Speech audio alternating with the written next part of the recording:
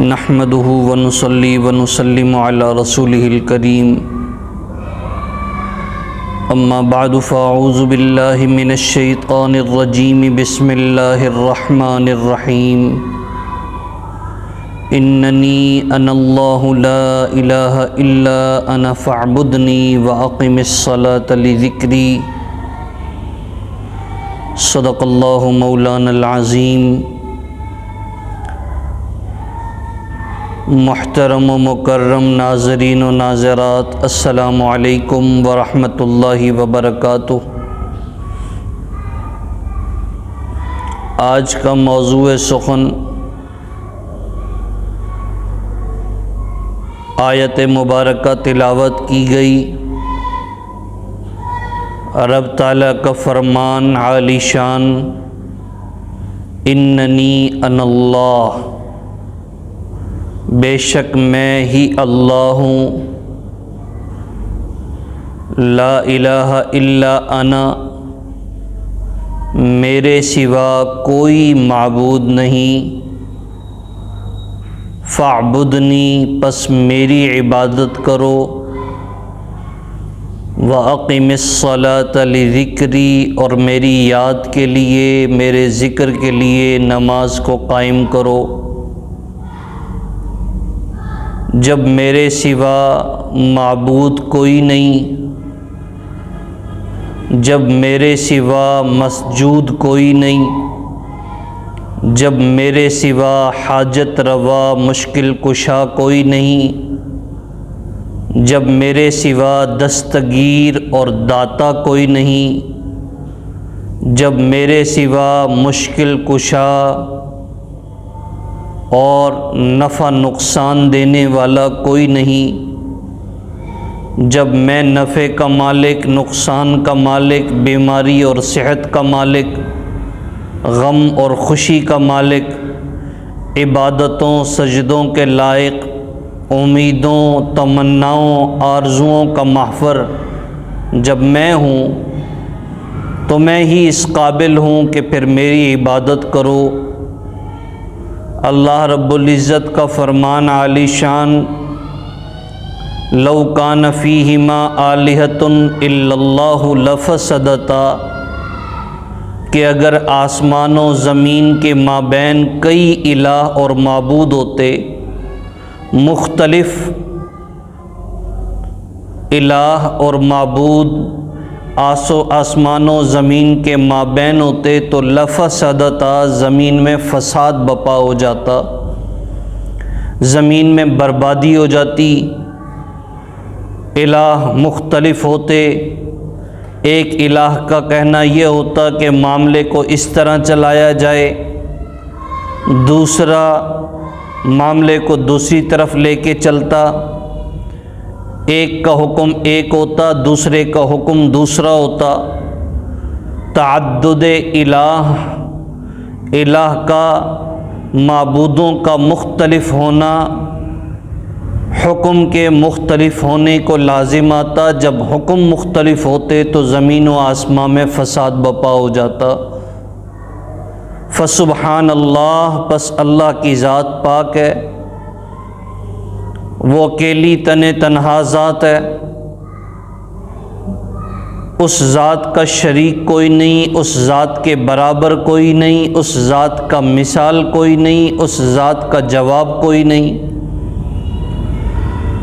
وہ اپنے کاموں میں، اپنے کرنے میں کسی کا محتاج نہیں۔ زمین کے ذرے ذرے پر، ٹکڑے ٹکڑے پر، قریہ قریہ پر، بستی بستی پر، گاؤں گاؤں پر، شہر شہر پر، ملک ملک پر اسی کی قدرت اور اسی کا تصرف ہے۔ وہ اپنے تصرف کے اندر کسی کے حکم کا محتاج نہیں، وہ اپنے کرنے کے اندر کسی کے حکم کا محتاج نہیں، وہ اپنے کاموں میں تنہا، اپنی ذات میں تنہا، وہ واحد ہے، احد ہے، اکیلا ہے، تنہا ہے، اور اکیلا تنہا تمام امور کو دیکھتا ہے، یہ اسی کی صفت عالی شان ہے۔ وہ واجب الوجود ہے، زمانوں سے پاک، مکانوں سے پاک، اپنے تصرف کے اندر دخل اندازی سے پاک، ایسی ذات ہے جو ازل سے ہے، ازل تک ہے، ابد سے ہے، ابد تک ہے، جس کی خود انتہا کوئی نہیں۔ دنیا کے اندر جتنی بھی مخلوقات ہیں سب کی انتہا ہے، وہ ذات ہے جس کی انتہا کوئی نہیں۔ تمام مخلوقات اس کے تابع، آسمان و زمین اس کے حکم کے تابع، زمین و زمین پہ موجود ہر شے اس کے حکم کے تابع، آسمان اور آسمان کے نیچے اور آسمان کے اوپر جو شے اور ذرے ہیں سب اس کے حکم کے تابع، سمندر کی موجیں چلنے میں اس کے تابع، دریاؤں کی روانی اس کے تابع، پھلوں ترکاریوں سبزوں کا اگانا یہ اس کے حکم کے تابع۔ اور وہ ذات ہے اپنے تصرف کے اندر، اپنے کاموں کے اندر، اپنے افعال کے اندر کسی کا محتاج نہیں۔ یہ اس اکیلے اللہ کا نظام ہے۔ ان ربکم اللہ الذی خلق السماوات والارض فی 6 ایام ثم استوى علی العرش یدبر الامر، کاموں کی تدبیر کرتا ہے، اپنے سسٹم اور اپنے انداز کے تحت کاموں کو چلاتا ہے۔ یہ اس اکیلے اللہ کا نظام ہے۔ ستاروں کا نظام، سیاروں کا نظام، آسمان و زمین کا نظام، چرند کا نظام، پرند کا نظام، معدنیات کا نظام، نباتات کا نظام، جمادات کا نظام، یہ تمام نظام جس مالک کے حکم کے تابع ہیں اسی کو اللہ کہا جاتا ہے۔